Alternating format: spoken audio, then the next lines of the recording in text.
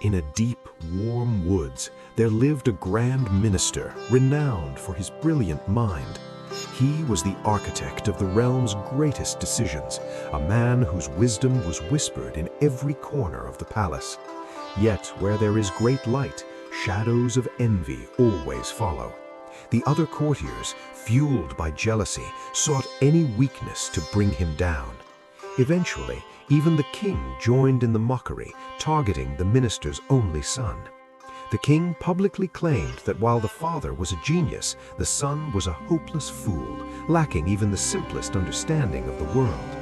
To prove his point, the king turned this humiliation into a daily spectacle at the bustling city market. Before a crowd of snickering officials and curious commoners, the king would hold out two coins, one radiant, shining gold, and the other a simple, dull silver. He would challenge the boy, saying, "Pick the coin that is more valuable, and it shall be yours." Every single day, under the expectant gaze of the crowd, the boy would reach out and calmly take the silver coin. The market would erupt in laughter. The king would roar with delight at the boy's stupidity, while the minister stood by in silent agony, his heart heavy with shame, unable to comprehend why his own flesh and blood could be so remarkably dim-witted. The breaking point finally came when the minister, unable to endure the ridicule any longer, confronted his son in the privacy of their home.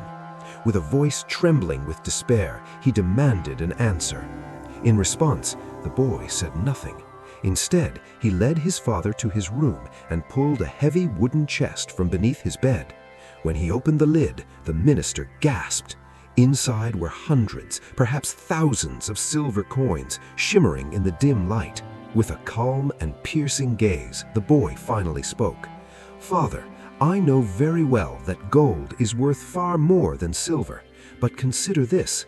The day I choose the gold coin to prove my intelligence, the king's amusement will vanish, the game will end, and the coins will stop flowing. By accepting the role of a fool to satisfy their ego, I have turned their arrogance into a steady fortune." In that moment, the minister realized a profound truth. The world saw a fool, but in reality, his son was the only one in control.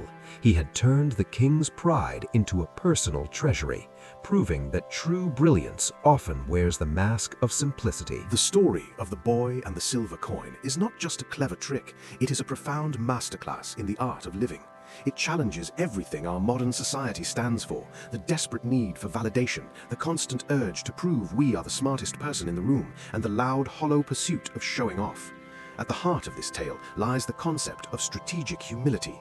Most people are slaves to their own egos. They would rather win an argument and lose an opportunity. But the boy possessed a rare form of emotional intelligence.